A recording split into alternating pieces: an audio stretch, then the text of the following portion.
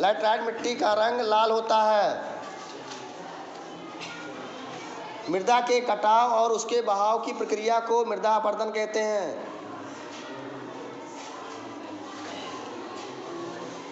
सतत पोषणीय विकास से तात्पर्य है विकास तो हो लेकिन पर्यावरण का किसी भी प्रकार का नुकसान ना हो।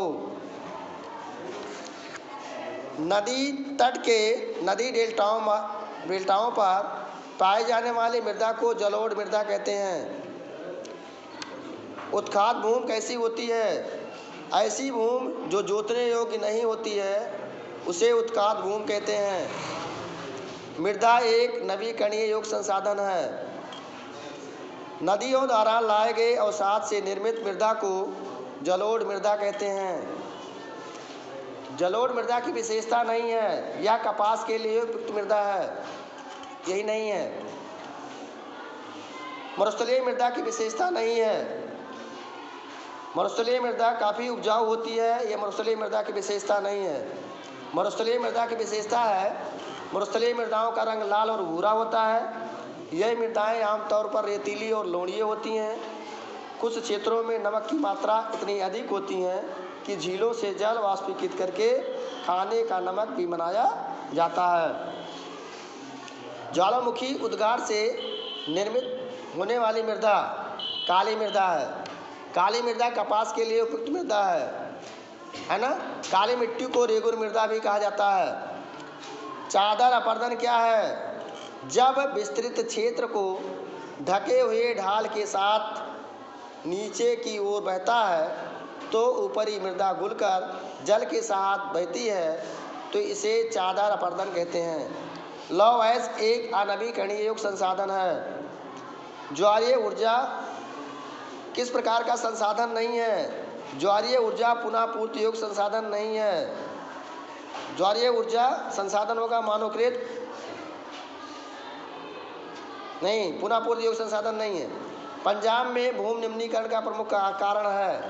पंजाब में भूमि निम्नीकरण का प्रमुख कारण अत्यधिक सिंचाई है। सीढ़ीदार खेती उत्तराखंड में की जाती है। सेवन सिस्टर्स वाले राज्य में की जाती है। असम, मेघालय, मणिपुर, मिजोरम, नागालैंड, त्रिपुरा में सीढ़ीदार खेती की जाती है।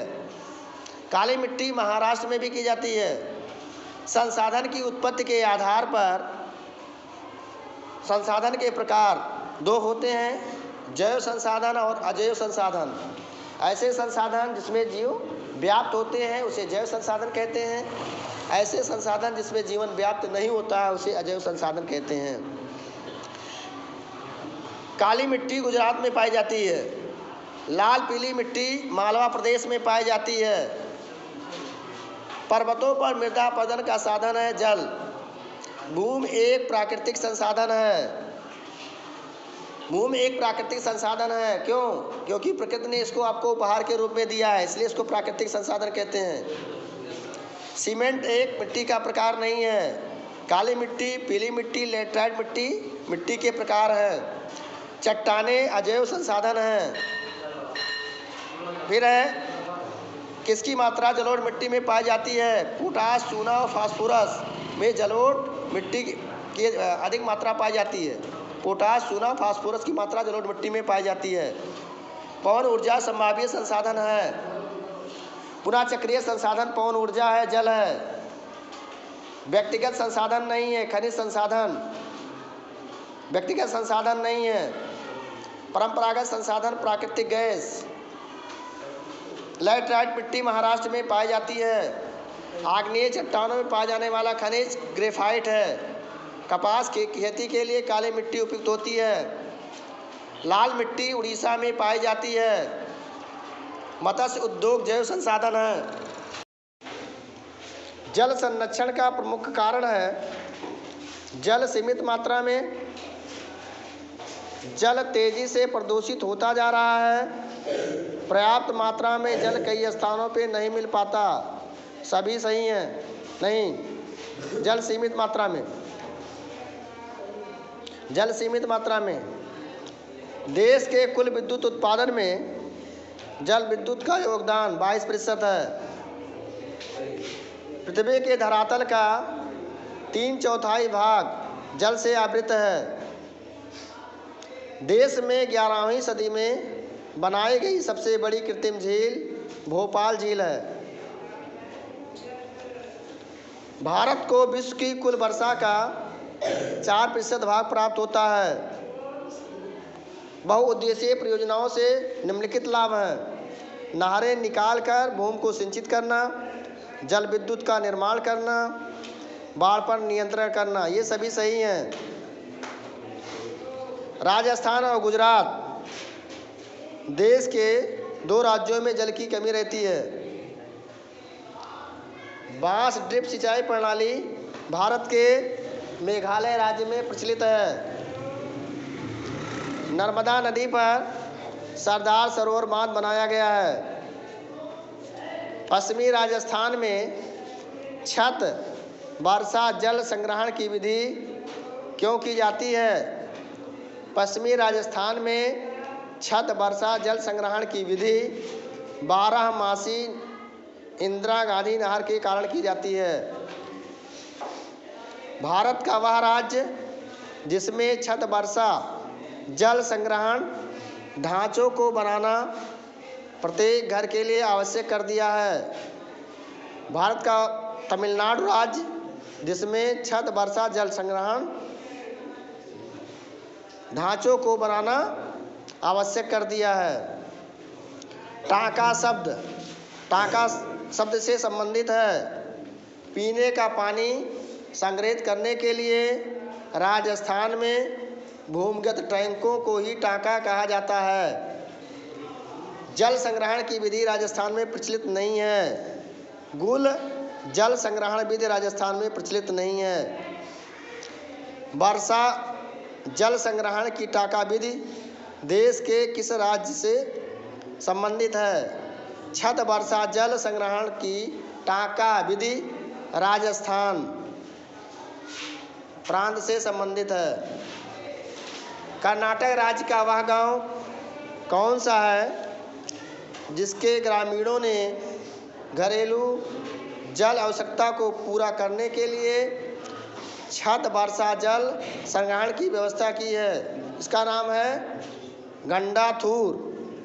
सलाल बांध चिनाब नदी पर बनाया गया है। जलमंडल का कितना प्रतिशत भाग समुद्री जल के रूप में उपलब्ध है? जलमंडल का 97.5% भाग समुद्री जल के रूप में उपलब्ध है। टेहरी बांध उत्तराखंड में भागीरथी और वीलांगना नदी पर बनाया गया है।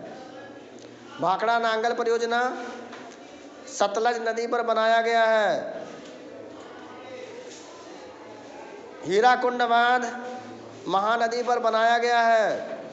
ये उड़ीसा में अवस्थित है। नागार्जुन सागर बांध कृष्णा नदी पर बनाया गया है। ये आंध्र प्रदेश में अवस्थित है। कोयना बांध कोयना नदी पर बनाया गया है। यह महाराष्ट्र में अवस्थित है। मेट्टूर बांध कावेरी नदी पर बनाया गया है। पेरियार नदी पर पेरियार बांध बनाया गया है।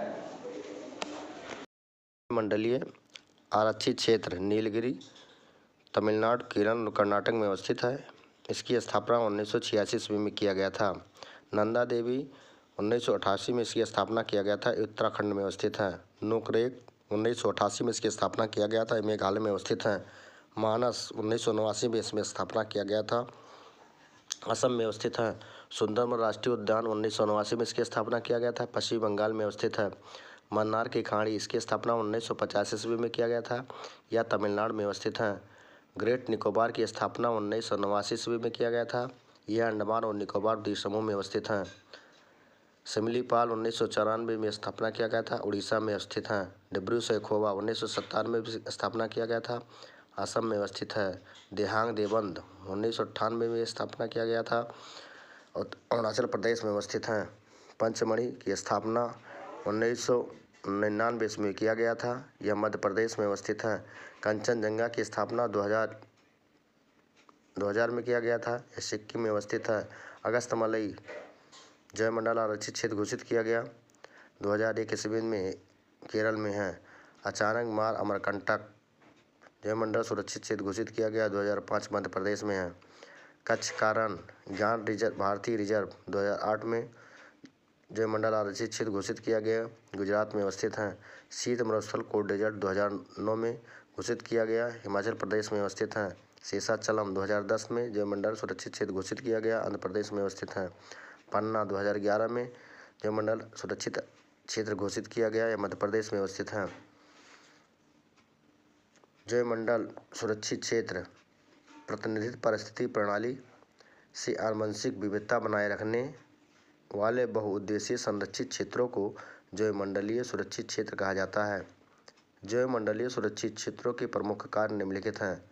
पौधे, जीव जंतुओं तथा सूक्ष्म जीवों की विविधता तथा संपूर्णता को बनाए रखना इनका उद्देश्य है। पारिस्थितिकी विज्ञान तथा पर्यावरण संबंधी अन्य मामलों में अनुसंधान को प्रोत्साहन देना उसका उद्देश्य है। शिक्षा, जागरूकता तथा प्रशिक्षण की सुविधाएं प्रदान करना ही जैवमंडल सुरक्षित क्षेत्र के कार्य हैं। उड़ीसा और बिहार में जनजातीय विवाह के अवसर पर किस वृक्ष की पूजा की जाती थी? उड़ीसा और बिहार में जनजातीय विवाह के अवसर पर आम और इमली की पूजा की जाती थी। चिपको आंदोलन का क्या उद्देश्य था? चिपको आंदोलन का उद्देश्य था हिमालय क्षेत्र में महिला मंगल दल द्वारा वृक्षों से चिपककर उनकी रक्षा करना था। चीता को भारत में कब लुप्त घोषित किया गया? चीता को भारत में 1952 ईस्वी में लुप्त घोषित किया गया। अलवर जिले के 5 गांव के लोगों ने 1200 हेक्टेयर वनभूमि को घोषित किया था। भैरव देव डाको सुनचरी कौन वन्य प्राणी विलुप्त होने के कगार पर हैं? जंगली चित्तीदार उल्लू, पहाड़ी कोयल विलुप्त होने के कगार पर हैं। प्राकृतिक वनस्पति जाति और प्राणी जाति के ह्रास का सही कारण नहीं है। पशु चारों ईंधन लकड़ी का एकत्रित करना। कौन सा संरक्षण तरीका समुदायों की सीधी भागीदारी नहीं करता है? बीज बचाओ आंदोलन संरक्षण तरीका समुदायों की भागीदारी नहीं करता है। पश्चिमी बंगाल कवा टाइगर रिजर्व जो डोलोमाइट खनिज के खनन के चलते गंभीर संकट में आया बक्सा बीज बचाओ आंदोलन संबंधित है। टेरी के किसानों द्वारा बिना रासायनिक खाद के फसलों का उत्पादन करना। मानव और वन्य जीव जंतु सम्मिलित रूप से जिस जटिल तंत्र का निर्माण करते हैं उसे पारिस्थितिकी तंत्र कहते हैं। सुभेद्य जनजाति है गंगा नदी का डॉल्फिन। पृथ्वी पर अनेक प्रकार के जीवाणु, बैक्टीरिया, जोंक से लेकर बटब्रिज तथा हाथी और ब्लू व्हेल आज जीव पाए जाते हैं। इसे सम्मिलित रूप से जैव विविधता खाते हैं। चिपको आंदोलन सुंदरलाल बहुगुणा ने चलाया था जिसका संबंध वन संरक्षण से है। ग्रीन इंडिया मिशन किस वर्ष में आरंभ किया गया था? ग्रीन इंडिया मिशन 2014 में आरंभ किया गया था। हरा सोना किसे कहा जाता है? प्राकृतिक वनस्पति को हरा सोना कहा जाता है। कौन सा भौगोलिक क्षेत्र का प्रतिशत राष्ट्रीय वन नीति द्वारा निर्धारित किया गया? 33% भौगोलिक क्षेत्र वन नीति द्वारा निर्धारित किया गया। भारतीय वन्यजीव अधिनियम 1972 में पारित किया गया था। कॉर्बेट राष्ट्रीय पार्क उत्तराखंड में अवस्थित है। सुंदरबन राष्ट्रीय उद्यान पश्चिम बंगाल में अवस्थित है। बांधवगढ़ राष्ट्रीय उद्यान मध्य प्रदेश में अवस्थित है। सरिस्का वन्यजीव अभ्यारण्य अलवर राजस्थान में अवस्थित है। मानस टाइगर रिजर्व असम में अवस्थित है। पेरियार रिजर्व केरल में स्थापित किए गए हैं। राष्ट्रीय वन्यजीव अभ्यारण्य और राष्ट्रीय उद्यान के बीच अंतर बताइए। जहाँ पर जीवों और प्राकृतिक वनस्पतियों के संरक्षण और वृद्धि के विशेष उपाय किए जाते हैं उसे वन्यजीव अभ्यारण्य कहते हैं। जहाँ पर वन प्राणियों और वनस्पति को प्रकृति के सहारे पनपने के लिए छोड़ दिया जाता है उसे राष्ट्रीय उद्यान कहते हैं। वन्यजीव का अभ्यारण्य अधिक क्षेत्रफल होता है। राष्ट्रीय उद्यान का क्षेत्रफल कम होता है। यह वह स्थान है जहाँ पर वन्य जीवों के संरक्षण के साथ साथ उनकी संख्या बढ़ाने के उपायों पर जोर दिया जाता है। राष्ट्रीय उद्यान वह स्थान है जहाँ पर वन्य जीवों के साथ साथ प्राकृतिक वनस्पति प्राकृतिक सुंदरता का भी संरक्षण किया जाता है। वन्य जीव अभ्यारण्य जहाँ पर वन्य अधिकारियों की निगरानी में आम जनता और पर्यटक आदि घूम फिर सकते हैं। राष्ट्रीय उद्यान में लोगों के प्रवेश पर पूर्णतः वर्जित होता है। भारतीय वनों की विशेषताएं। भारत में जलवायु विभिन्नता के कारण अनेक प्रकार के वन पाए जाते हैं। जलवायु के आधार पर भारत में विषुवतरेखीय उष्णदाब वन से लेकर ध्रुवीय अल्पाइन वनस्पति तथा मरुस्थलीय कटीले वन पाए जाते हैं। भारत में पाए जाने वाले वनों में मुलायम लकड़ी के वन कम पाए जाते हैं। इस प्रकार के वन क्षेत्र हिमालय के ऊंचे भाग में पाए जाते हैं। इन वनों की लकड़ियों का आर्थिक महत्व है। इनका उपयोग फर्नीचर बनाने, मकान के लिए उपयोगी सामान बनाने के लिए किया जाता है। भारत में सबसे ज़्यादा मानसूनी वन पाए जाते हैं जो गर्मियों की शुरुआत में अपनी पत्तियां गिरा देते हैं, इसीलिए इन्हें पर्णपाती वन भी कहा जाता है। भारत में पाए जाने वाले वनों में अनेक प्रकार के वृक्ष मिलते हैं। कुछ वन क्षेत्र इतने सघन होते हैं कि इनका उपयोग पूरी तरह से नहीं हो पाता। कुछ वृक्षों की लकड़ियां इतनी कठोर होती हैं जिन्हें आसानी से नहीं काटा जा सकता। कौन सी एक फसल खरीफ फसल है? धान। भारत की कितनी जनसंख्या कृषि कार्य में लगी हुई है? भारत की 2/3 जनसंख्या कृषि कार्य में लगी हुई है। कौन सा एक मोटा अनाज नहीं है? मक्का मोटा अनाज नहीं है। किसे खरीफ की फसल में शामिल नहीं किया जाता? चना को खरीफ की फसल में शामिल नहीं किया जाता। जायद की फसल में शामिल नहीं किया जाता है मक्का। कपास रबी की फसल है, रबी की फसल नहीं है, बाकी रबी की फसल है। कौन शस्य ऋतु नहीं है? सावन शस्य ऋतु नहीं है। जूट को सुनहरा रेशा कहा जाता है। किस फसल का मूल स्थान भारत को माना जाता है? कपास फसल को भारत का मूल स्थान माना जाता है। काली मिट्टी कपास के लिए उपयुक्त मिट्टी होती है। चीन के बाद विश्व का दूसरा सबसे बड़ा चावल उत्पादक देश भारत है। फिर है जूट, रेशेदार फसल है। भारत की प्रमुख पेय फसल चाय और कॉफ़ी है। भारत में सर्वाधिक चाय उत्पादक राज्य असम है। भारत में मानसून के आगमन के साथ बोई जाने वाली फसल खरीफ है। कौन सी व्यापारिक फसल नहीं है? बाजरा व्यापारिक फसल नहीं है। चाय, रबड़ और कॉफ़ी व्यापारिक फसल हैं। किस राज्य में दलहन का उत्पादन नहीं होता है? बिहार में दलहन का उत्पादन नहीं होता है, बाकी प्रांतों में होता है। मध्य प्रदेश, राजस्थान और उत्तर प्रदेश में होता है। कपास के लिए सबसे उचित मृदा कौन सी है? काली मिट्टी कपास के लिए सबसे उपयुक्त मिट्टी है। कौन सी रबी की फसल है? दाल और गेहूँ रबी की फसल है। चना, मटर व सोयाबीन कौन सी फसल है? ये दलहन की फसल है। पंजाब, हरियाणा व उत्तर प्रदेश में कौन सी फसल के प्रमुख उत्पादक राज्य हैं? प्रमुख उत्पादक पंजाब, हरियाणा, उत्तर प्रदेश कौन सी फसल के प्रमुख उत्पादक हैं? रबी। इनमें से कौन सी खाद्य फसल नहीं है? कपास खाद्य फसल नहीं है। गेहूँ, चावल और मक्का खाद्य फसल हैं। कर्तन दहन कृषि को झूम कृषि कहते हैं या मिजोरम में की जाती है। ठीक है। निम्नलिखित में से कौन सी फसल मोटे अनाज के अंतर्गत सम्मिलित की जाती है? ज्वार को मोटे अनाज के अंतर्गत सम्मिलित किया जाता है। मूंगफली, चना और मूंग को सम्मिलित नहीं किया जाता। रोपण की फसल है चावल। रेशेदार फसल हैं कपास, जूट, प्राकृतिक रेशम। चाय की खेती के लिए कौन सी मिट्टी उपयुक्त होती है? पर्वतीय मिट्टी उपयुक्त होती है। किस राज्य में सीढ़ीदार खेती की जाती है? उत्तराखंड में सीढ़ीदार खेती की जाती है। कौन सी फसल मुख्य रूप से जायद फसल का उदाहरण है? तरबूज, खरबूजा, ठीक है, ककड़ी, खीरा, ये जायद फसल की उदाहरण है। कौन सी एक फलीदार फसल है? दालें एक फलीदार फसल है। रबी की फसलों को बोने का समय क्या होता है? रबी की फसल को बोने का समय अक्टूबर और दिसंबर होता है। कौन सा राज्य मैंगनीज का सबसे बड़ा उत्पादक राज्य है? तो उड़ीसा मैंगनीज का सबसे बड़ा उत्पादक राज्य है।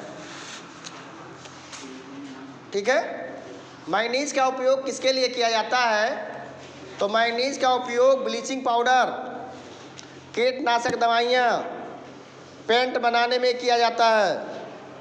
और यह सबसे बड़ा उत्पादक राज्य है मैंगनीज। कौन? उड़ीसा है। आगे देखिए, किस प्रकार का ये कोयला किस प्रकार का संसाधन है? कोयला अनवीकरणीय योग्य संसाधन है। ऐसे संसाधन जिसका पुनः निर्माण नहीं किया जा सकता है उसे अनवीकरणीय योग्य संसाधन कहते हैं। फिर दूसरा है नवीकरणीय योग्य संसाधन। ऐसे संसाधन जिसको पुनः निर्मित किया जाता है उसे नवीकरणीय योग्य संसाधन कहते हैं। अजैव संसाधन क्या है? ऐसे संसाधन जिसमें जीवन नहीं होता है उसे क्या कहते हैं? अजैव संसाधन कहते हैं। अगला देखिए, लिग्नाइट कोयला के प्रमुख उत्पादक क्षेत्र। लिग्नाइट कोयला के प्रमुख उत्पादक क्षेत्र नवेली हैं और नवेली तमिलनाडु प्रांत में अवस्थित है। अगला है, भारत में प्रायोगिक भूतापीय ऊर्जा परियोजना कहाँ स्थित है? भारत में प्रायोगिक भूतापीय ऊर्जा परियोजना पूगा घाटी लद्दाख केंद्र शासित प्रदेश में अवस्थित है। फिर है आगे है, भारत में पवन ऊर्जा फार्म की विशालतम पेटी कहाँ पाई जाती है? तो भारत में पवन ऊर्जा फार्म की विशालतम पेटी तमिलनाडु में नागरकोइल से मदुरई तक के क्षेत्र में पाई जाती है। और जो मदुरई है ये मीनाक्षी मंदिर के लिए भी प्रसिद्ध है। कौन सा खनिज लौह है या कौन सा लौह खनिज है? मैंगनीज जो है ये लौह खनिज है। कौन सा सर्वोत्तम प्रकार का लौह अयस्क है? मैग्नेटाइट सर्वोत्तम प्रकार का लौह अयस्क है। कौन सा सर्वोत्तम गुण वाला कठोर कोयला है? एंथ्रेसाइट सर्वोत्तम गुण वाला कठोर कोयला है। पेट्रोलियम किस प्रकार की चट्टानों में पाया जाता है? पेट्रोलियम जो है सरंध्र और असरंध्र चट्टानों के बीच भ्रंश ट्रेप में पाया जाता है। किस खनिज को वर्तमान शताब्दी का ईंधन माना जाता है? तो प्राकृतिक गैस को वर्तमान शताब्दी का ईंधन माना जाता है। मोनोजाइट रेत में कौन से खनिज पाए जाते हैं? मोनोजाइट रेत में थोरियम पाया जाता है और थोरियम जो है केरल प्रांत में पाया जाता है। जो थोरियम है कहाँ पर पाया जाता है? केरल प्रांत में पाया जाता है। ठीक है। यूरेनियम में जादूगुड़ा की खाने जो है, यूरेनियम जादूगुड़ा की खाने हैं, ये राजस्थान में अवस्थित है। ठीक है। आगे आता है, किस खनिज को काला सोना कहा जाता है? कोयला को काला सोना के नाम से भी जाना जाता है। कौन सा खनिज अपक्षयित पदार्थ के अवशिष्ट भार को त्यागता हुआ चट्टानों के अपघटन से बनता है? तो बॉक्साइट। बॉक्साइट जो खनिज है अपक्षयित पदार्थ के अवशिष्ट भार को त्यागता हुआ चट्टानों के अपघटन से बनता है। झारखंड में कोडरमा किस खनिज का अग्रणी उत्पादक है? तो झारखंड में स्थित कोडरमा अभ्रक के लिए प्रसिद्ध है और कोडरमा जो है अभ्रक की मंडी है। विश्व में सबसे अधिक अभ्रक का उत्पादन कहाँ पर होता है? झारखंड के कोडरमा में होता है। भारत में पहला सूती वस्त्र उद्योग मुंबई। ठीक है। मुंबई में स्थापित किया गया।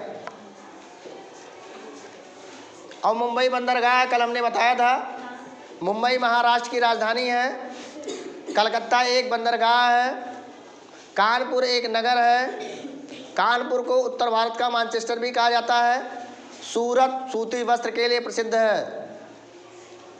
कौन सा नगर भारत की इलेक्ट्रॉनिक राजधानी के रूप में जाना जाता है? बंगलौर को इलेक्ट्रॉनिक राजधानी के नाम से जाना जाता है। लखनऊ उत्तर प्रदेश की राजधानी है, भोपाल मध्य प्रदेश की राजधानी है, दिल्ली एक केंद्र शासित प्रदेश है, दिल्ली भारत की राजधानी है। ठीक है, यहाँ पर सर्वोच्चतम न्यायालय या भारत का उच्चतम न्यायालय अवस्थित है। निम्न में से आधारभूत उद्योग कौन सा है? लौह इस्पात उद्योग को क्या कहा जाता है? आधारभूत उद्योग कहा जाता है। जूट को सुनहरा रेशा कहा जाता है। जो जूट है इसको क्या कहते हैं? सुनहरा रेशा के नाम से जाना जाता है। अगला है सफल सूती वस्त्र उद्योग कब स्थापित किया गया था? तो 1854 ईस्वी में। 1854 ईस्वी में सफल सूती वस्त्र उद्योग स्थापित किया गया था। ठीक है, फिर है भारत में पहला पटसन उद्योग कहाँ और कब स्थापित किया गया था? 1854 ईस्वी में। कहाँ पर? 1854 कहाँ पर? कोलकाता में किया गया था। उत्तर भारत का मैनचेस्टर किसे कहा जाता है? कानपुर को उत्तर भारत का मैनचेस्टर कहा जाता है। और नागपुर जो दिया गया है पर्यावरण अनुसंधान संस्थान के लिए प्रसिद्ध है। पर्यावरण अनुसंधान संस्थान के लिए नागपुर प्रसिद्ध है। ठीक है, फिर आगे देखिए, उत्तर भारत का मैनचेस्टर किस नगर को कहा जाता है? ये तो बता दिया गया, कानपुर। फिर है कौन सा खनिज आधारित उद्योग है? खनिज आधारित उद्योग कौन सा है? तो आपका सीमेंट उद्योग जो है खनिज आधारित उद्योग है। उसके बाद सूती वस्त्र उद्योग, जो सूती वस्त्र है इसकी स्थापना कहाँ पर किया गया है? कहाँ कहाँ पर? सूती वस्त्र कहाँ पे केंद्र है इसके? पुणे में है, सतारा में है, सूरत में है, ठीक है, आपके कानपुर में है। यहाँ पर क्या है? सूती वस्त्र उद्योग के प्रमुख केंद्र हैं। चीनी जानते हैं, उत्तर प्रदेश में सबसे अधिक चीनी होता है। उसके बाद आपका महाराष्ट्र आता है। निम्न में कौन सा उद्योग चूना पत्थर को कच्चे माल के रूप में प्रयुक्त करता है? तो जो सीमेंट है ये कच्चे माल के रूप में प्रयुक्त करता है। सीमेंट। कौन सा उद्योग बॉक्साइट को कच्चे माल के रूप में प्रयोग करता है? एल्युमिनियम। एल्युमिनियम जो है ये बॉक्साइट के रूप में प्रयोग करता है। ठीक है, और एल्युमिनियम जो है बॉक्साइट का अयस्क है। बॉक्साइट का अयस्क जो है एल्युमिनियम है। एजेंडा 21 का संबंध किससे है? एजेंडा 21 का संबंध जो है सतत पोषणीय विकास से है। अब देखिए सतत पोषणीय विकास है क्या? ऐसा विकास जो पर्यावरण को बिना नुकसान पहुंचाए हो और वर्तमान विकास की प्रक्रिया भविष्य की पीढ़ियों की आवश्यकता की अवहेलना ना करे, उसे सतत पोषणीय विकास कहते हैं। फिर एजेंडा 21 जो है ये क्या है? 1992 ईस्वी में ब्राज़ील के शहर रियो डी जेनेरो में संयुक्त राष्ट्र पर्यावरण और विकास के लिए सम्मेलन किया गया था। ठीक है, इसका मेन उद्देश्य क्या है? स्थानीय निकाय और स्थानीय निकाय पर अपना स्थानीय एजेंडा 21 तैयार करना, या ऐसा कहेंगे समान हित पारस्परिक आवश्यकताओं, न सभी लोगों के लिए समान हित, न ऐसा कार्य किया जाए जिससे सभी का हित हो, और पारस्परिक जो उनकी आवश्यकताएं हो, आवश्यक आवश्यकताएं, उसके लिए एजेंडा 21 का सम्मेलन किया गया था। कहाँ पर किया गया था? 1992 ईस्वी में, और 1992 ईस्वी में पृथ्वी सम्मेलन का आयोजन किया गया था। विश्व में सर्वप्रथम पृथ्वी सम्मेलन का आयोजन कहाँ पर किया गया था? तो आप बताएंगे ब्राज़ील में किया गया था। ब्राज़ील में एक शहर है रियो डी जेनेरो। इसका उद्देश्य क्या था? सतत पोषणीय विकास, या ऐसे कहेंगे मनुष्य के लिए, मनुष्य के कल्याण के लिए, है ना, मनुष्य के कल्याण के लिए, कि मनुष्य का कल्याण हो, इसलिए पृथ्वी सम्मेलन का आयोजन किया गया। और क्वेश्चन क्या है आगे है, कौन सा उद्योग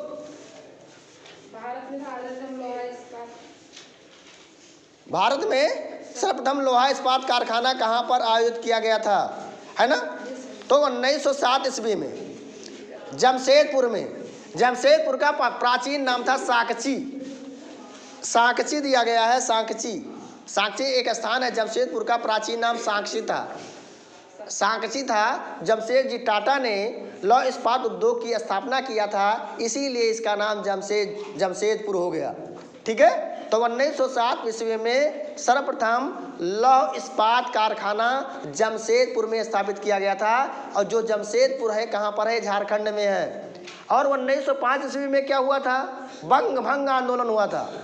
1905 ईस्वी में बंग भंग आंदोलन हुआ था। और 1919 में क्या हुआ था? Rowlatt act. 13 अप्रैल 1919 जलियांवाला बाग हत्याकांड। 1914 में क्या हुआ था?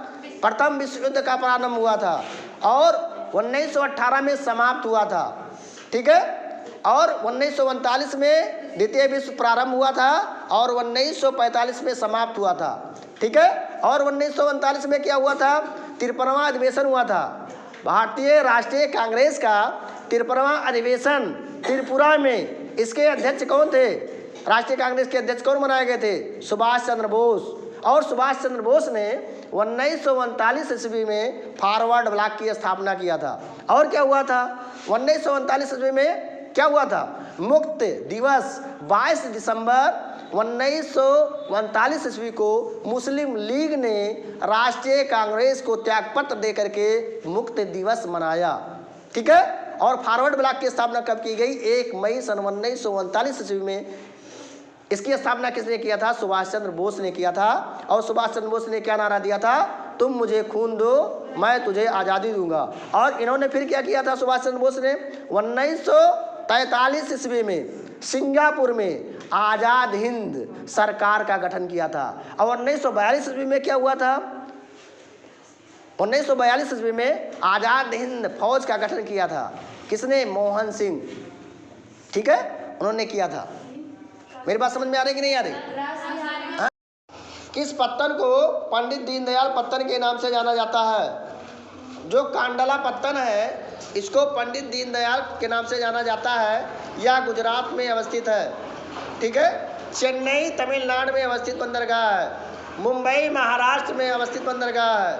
कोलकाता पश्चिम बंगाल में अवस्थित बंदरगाह है। और पश्चिम बंगाल में एक और बंदरगाह है जिसका नाम है हल्दिया। कोलकाता जो है एक नगर है। कोलकाता पश्चिम बंगाल की राजधानी है। कोलकाता हुगली नदी पर अवस्थित नगर है। कौन सा पत्तन देश के पूर्वी तट पर स्थित है? तो पूर्वी तट पर आपका विशाखापट्टनम अवस्थित है। बाकी जो शेष आपका है कांडला, कोच्चि और मुंबई पश्चिमी तट पर अवस्थित बंदरगाह है। कोच्चि केरल में अवस्थित बंदरगाह है। विशाखापट्टनम भारत का सबसे गहरा बंदरगाह है, बड़ा नहीं है। भारत का सबसे गहरा बंदरगाह विशाखापट्टनम है। कहाँ पर अवस्थित है? ये आंध्र प्रदेश में अवस्थित है। उड़ीसा के किनारे है, लेकिन उड़ीसा में नहीं है। उड़ीसा में पारादीप बंदरगाह अवस्थित है। भारत में अंतरस्थलीय नौ संचालन जलमार्ग की लंबाई कितनी है?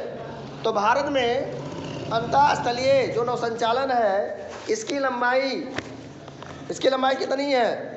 पता है किसी को? क्या लिखे हो? 14,500 किलोमीटर है। इन्होंने गलत लिखा है, उनको कंफ्यूज कर दिए। 14,500 किलोमीटर लंबा है। ठीक है, तो भारत में अंतरस्थलीय नौसंचालन जलमार्ग की लंबाई जो है 14,500 किलोमीटर है। भारत का सबसे लंबा राष्ट्रीय जलमार्ग NW1 है, जो हल्दिया से इलाहाबाद को जोड़ता है। इसकी लंबाई जो है 1620 किलोमीटर लंबा है। और जो आपको बताया था दूसरा जो रेल मार्ग है सदिया और धुबरी के मध्य है, 891 किलोमीटर लंबा है। यह ब्रह्मपुत्र से सदिया से धुबरी के मध्य जो है मध्य बनाया गया है। यह ब्रह्मपुत्र नदी पर अवस्थित है।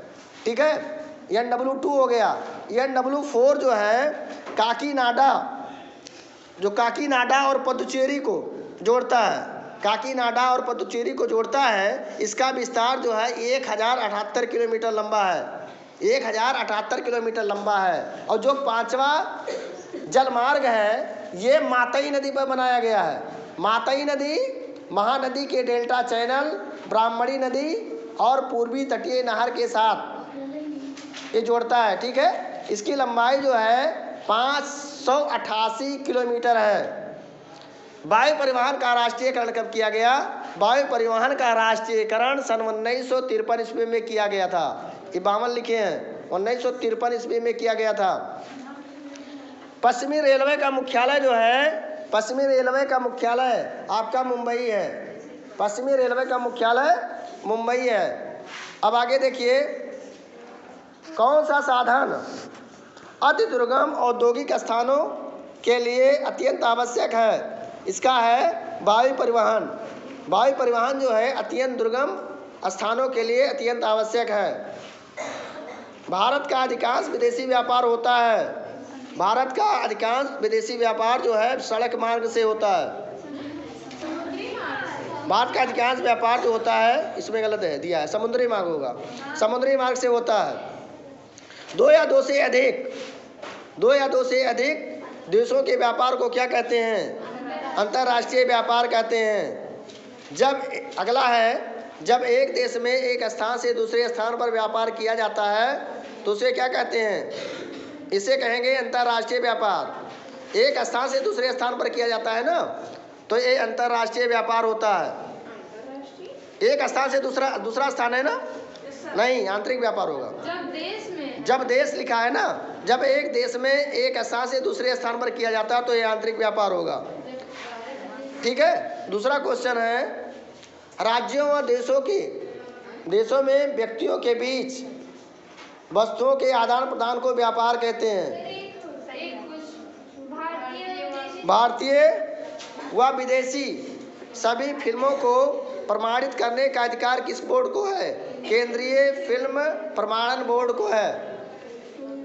अगला है, किसे राष्ट्र का आर्थिक बैरोमीटर कहते हैं? अंतर्राष्ट्रीय व्यापार की प्रगति को आर्थिक बैरोमीटर कहा जाता है। राष्ट्र का आर्थिक बैरोमीटर कहा जाता है। देश की पहली रेलगाड़ी कब चलाई गई थी? तो देश की पहली रेलगाड़ी 1853 ईस्वी में चलाई गई थी। भारत की समुद्र तट रेखा की लंबाई कितने किलोमीटर है? तो भारत की समुद्र तट रेखा की लंबाई 7516.6 किलोमीटर है। भारत के पश्चिमी तट पर कौन सा बंदरगाह स्थित है?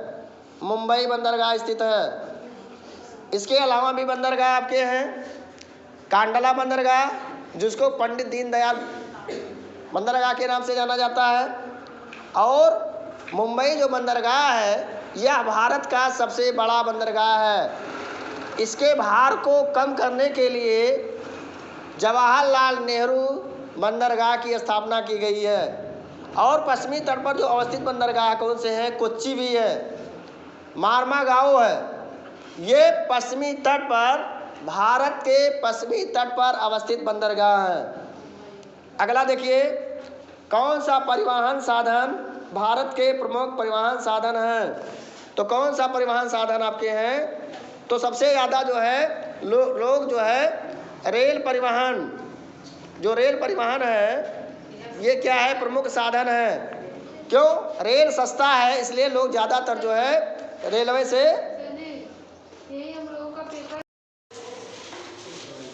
किस चट्टान के स्तरों में खनिजों का निक्षेपण और संचयन होता है। तो तलहटी चट्टानों में खनिजों का निक्षेपण और संचयन होता है। अगला देखिएगा, मोनोजाइट रेत में थोरियम खनिज पाया जाता है। भूतापीय परंपरागत ऊर्जा का स्रोत नहीं है। थोरियम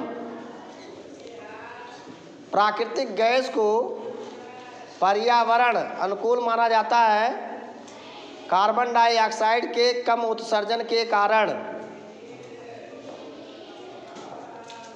अगला है मैग्नेटाइट। लौह अयस्कों में लौहांश 70% पाए जाते हैं। हेमेटाइट।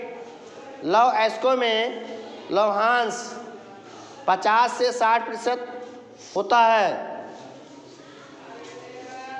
अगला है भारत का सबसे बड़ा सौर ऊर्जा संयंत्र भुज के निकट माधवपुर में स्थित है। गैर परंपरागत ऊर्जा के स्रोत नहीं है। जल विद्युत ऊर्जा गैर परंपरागत ऊर्जा के स्रोत नहीं है। कौन सा नवीकरणीय योग्य संसाधन नहीं है? जीवाश्म ईंधन नवीकरणीय योग्य संसाधन नहीं है। झरिया प्रसिद्ध है। झरिया कोयले के लिए प्रसिद्ध है, झारखंड में है। कौन सा गैर परंपरागत ऊर्जा स्रोत है? सौर ऊर्जा गैर परंपरागत ऊर्जा स्रोत है। मुंबई हाई प्रसिद्ध है। मुंबई हाई तेल शोधन कारखाने के लिए प्रसिद्ध है। झारखंड का कोडरमा अग्रणी उत्पादक है अभ्रक का। एंथ्रेसाइट का संबंध किस खनिज से है? एंथ्रेसाइट का संबंध कोयले से है। मुंबई हाई प्रसिद्ध है। मुंबई हाई पेट्रोलियम के लिए प्रसिद्ध है। कोरबा प्रसिद्ध है। कोरबा कोयले के लिए प्रसिद्ध है, ये छत्तीसगढ़ में है।